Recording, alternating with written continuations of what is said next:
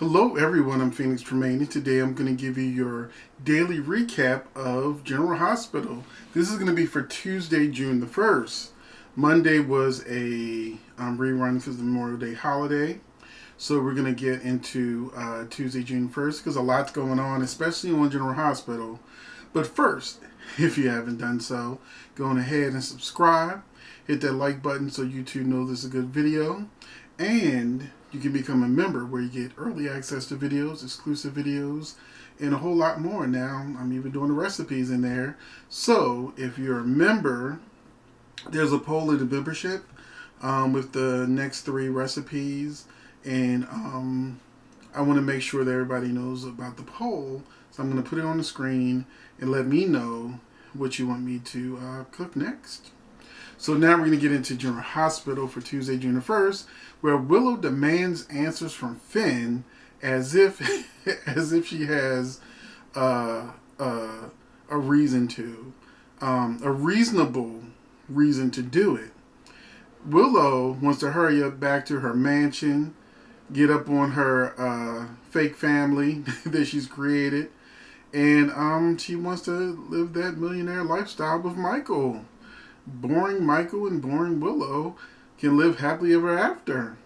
But first they gotta trick Chase, because of course the best thing you can do for somebody who's suffering is lie to them about caring about them, so that the moment that you're well, you can pull a rug out from underneath of them and let them know that, oh yeah, by the way, I don't love you, I love him.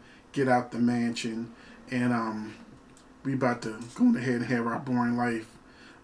But at least we got millions. So that's how I feel. That's my take on it.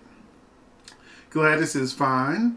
Actually, I would have been perfectly fine if Gladys kicked the bucket. But Gladys is fine. She tells them that Cyrus paid her to say it was Jason who got rid of Franco, and added that it was actually Peter who was the real shooter. So that was a 1-2 punch.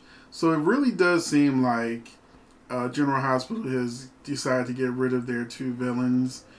Peter, who's now possibly done for. We're about to get a murder mystery about Peter. Although I wouldn't be surprised if he ended up in a coma or something. But looks like somebody finished him off. Clearly, also at the bottom of the stairs, the person that finds him is Elizabeth. Now, I'm trying to figure out who the second person is. I've been looking at people's clothes, but they just show somebody at the top of the stairs, another woman. I thought it was Anna, but she's not wearing what Anna was wearing. So, we'll see. I really want Chase to find out Peter's the one who drugged him, because I think we really need more suspects if Peter's really done for. I think we need more suspects. Of course, we got Gregory, Jackie, Chase, Finn, Elizabeth, Anna,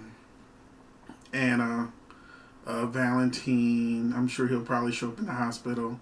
That's 7 right there. And if they can get Cameron to the hospital, since there's only 1 hour left as of today's episode, yeah, let's get as many suspects into there. Jason, come on, let's get all the suspects in there. I want a good murder mystery because Days of Our Lives let me down.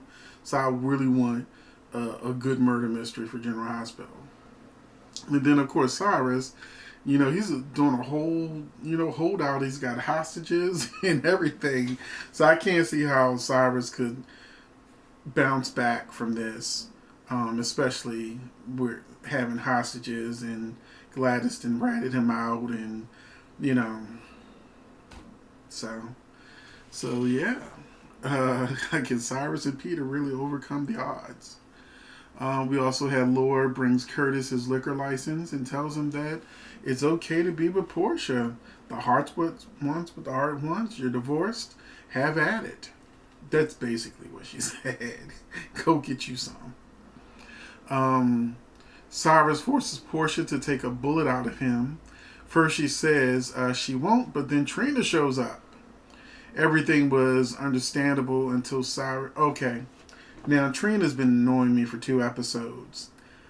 I understand that they're making Trina like this slick at the mouth talking, whatever.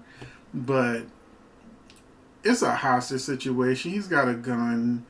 You know, your mother could be hurt. This is not the time to get all sassy and provoke a gunman who has nothing to lose. And he's about to leave town too. So I don't understand why they're making Trina like she's like a character on Love and Hip Hop.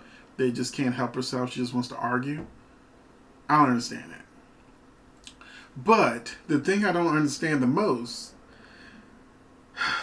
is when Cyrus started to pass out, and instead of one or both of them grabbing the gun, they answer Curtis' call, which wakes Cyrus up. The moment the eyes close, he's already weak from the bullet. He's already, half passing out or whatever. It boggles the mind, why didn't one or both of them go for that gun? That made absolutely no sense to me.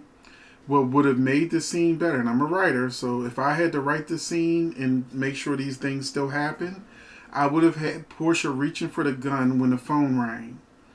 That would wake up Cyrus before she's able to get to the gun, and then he just points at Trina, who's screaming at Curtis, help or whatever, or just scream Curtis, and then the phone goes dead. That way, it at least shows that they have survival instincts, and somebody was trying to go for the gun, but Curtis' ring woke him up before Portia could snatch it or whatever. So that's how I would have wrote it. But otherwise, it was really stupid. Brooklyn showed up and she got the baby after balking about it, whatever. That was boring. But Maxie, Alston, all that stuff, that was really good. I know there's a lot of people going, why don't they realize he looks like Franco? Why don't they realize their kids jumped 10 years in age? Why don't they recognize that Finn looks like John McBain? You just go with it. It's a soap opera. It's fantasy. So yeah, nobody recognizes that Alston looks like Franco because in their GH world, he doesn't. Elizabeth sees him at the end of the episode. She pauses. And then she said, we're going to help you and keep going. She didn't go, Franco. That didn't happen. So that lets us know that the characters on the show don't see him as looking like Franco. But Brooklyn took the baby. They got Alston and Maxie some help. Maxie told Peter that the baby's gone. But before that, early in the episode, Anna caught Peter as he was ready to leave town. She saw the passports. And then there's something else that was really stupid that happened in the episode. When Anna decided, before she got the antidote, because she still didn't get the antidote, nobody has the antidote yet.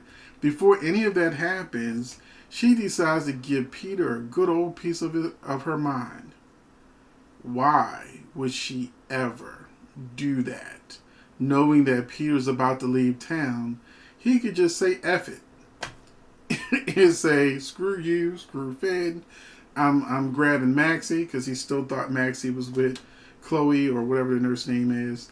And, could have been gone. It made no sense to me that Anna would take that moment. It just lets me know that each person that Peter has really interacted with have been having throughout these last few episodes a moment where they let him have it. That's sort of like the goodbye to the character, letting them know how they really feel. Just like today's Wednesday, so I saw a Wednesday episode, and Maxie really lets Peter have it. But all in all, it was a really good episode. I appreciate you watching this video. Let me know in the comment section what you thought about this episode. Did you agree with me that Portia or Trina should have went for that gun? Do you agree with me that Anna should have kept her mouth shut and just tried to make sure he got Chase with what he needed? So that's it. Thank you for watching. I appreciate you, and I will see you in the next video.